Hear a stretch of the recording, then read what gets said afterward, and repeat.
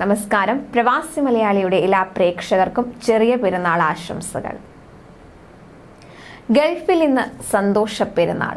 റമദാൻ 29 പൂർത്തിയാക്കി ഒമാൻ ഒഴികെയുള്ള ഗൾഫ് രാജ്യങ്ങളിൽ ഇന്ന് ചെറിയ പെരുന്നാൾ ആഘോഷിക്കുന്നു. സൗദിയിൽ ഇന്നലെ മാസപ്പിറവി ദൃശ്യമായതിനെ തുടർന്നാണ് 5 ഗൾഫ് രാജ്യങ്ങളിൽ ഇന്ന് പെരുന്നാൾ ആഘോഷിക്കുന്നത്. റിയാദിലെ സുമൈറിലാണ് മാസപ്പിറവി ദൃശ്യമായത്. വ്യാഴാഴ്ച വൈകുന്നേരം മാസപ്പിറവി നിരീക്ഷിക്കാൻ വിവിധ രാജ്യങ്ങളിലെ ബന്ധപ്പെട്ട വകുപ്പുകൾ ജനങ്ങളോട് ആഹ്വാനം ചെയ്തിരുന്നു. സൗദി അറേബ്യയിൽ മാസപ്പിറവി ദൃശ്യമായ സാഹചര്യത്തിലാണ് വെള്ളിയാഴ്ച ചെറിയ പെരുന്നാൾ ആയിരിക്കുമെന്ന് തീരുമാനിച്ചത്. എന്നാൽ ഒമാനിൽ റമസാൻ 30 പൂർത്തിയാക്കി ശനിയാഴ്ചയായിരിക്കും പെരുന്നാൾ.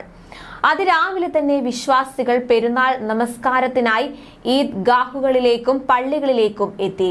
UAEയിലെ വിവിധ എമിറേറ്റുകളിൽ ഇന്ന് രാവിലെ 6 മുതൽ 6:17 വരെയുള്ള വ്യത്യസ്ത സമയങ്ങളിൽ പെരുന്നാൾ നമസ്കാരം നിർവഹിച്ചതോടെയാണ് ആഘോഷം തുടങ്ങിയത്. ഇന്ന് ജുമുഅ ദിനമായതിനാൽ ഉച്ചയ്ക്ക് പള്ളികളിൽ കൂട്ടപ്രാർത്ഥനയും നിർവഹിക്കും. 2 ഈദ്ഗാഹുകളാണ് UAEയിൽ മലയാളികൾക്കായി ഒരുക്കിയിട്ടുള്ളത്. ഷാർജയിൽ ഹുസൈൻ സലഫിയും ദുബായിൽ അബ്ദുസലാം മൗലവി മോങ്ങും നമസ്കാരത്തിന് നേതൃത്വം നൽകും. സൗദിയിൽ പെരുന്നാൾ നമസ്കാരത്തിനായി 20,000-ലേറെ പള്ളികളും ഈദ്ഗാഹുകളുമാണ് ഇത്തവണ സജ്ജീകരിച്ചിട്ടുള്ളത്.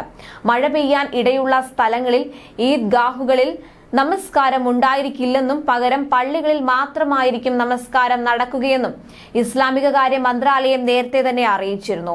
സൂര്യോദയം മുതൽ 15 മിനിറ്റിനകം പെരുന്നാൾ നമസ്കാരം ആരംഭിക്കുമെന്നാണ് മന്ത്രാലയം വ്യക്തമാക്കിയിരുന്നത്. ഇന്നാണ് പെരുന്നാൾ എന്ന അറിയിപ്പ് വന്നതോടെ പലരും അവശ്യ വസ്തുക്കൾ വാങ്ങാനും പുതുവസ്ത്രം വാങ്ങാത്തവർ അത് സ്വന്തമാക്കാനും വ്യാപാര സ്ഥാപനങ്ങളിലേക്ക് ഓട്ടമായിരുന്നു.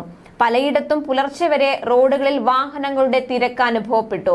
മാളുകളിലും രാത്രി വൈകുവോളം നല്ല തിരക്കാണ് അനുഭവപ്പെട്ടത്. അതേസമയം ചെറിയ പെരുന്നാൾ പ്രമാണിച്ച് ഒമാനിൽ വാരാന്ത്യ ദിനങ്ങളടക്കം 5 ദിവസം പൊതു അവധിയും 89 വിദേശികൾക്കുൾപ്പെടെ 198 തടവുകാർക്ക് മോചനവും ഭരണാധികാരി സുൽത്താൻ ഹൈതം ബിൻ താരിഖ് അൽ സയ്ദ് പ്രഖ്യാപിച്ചിട്ടുണ്ട്.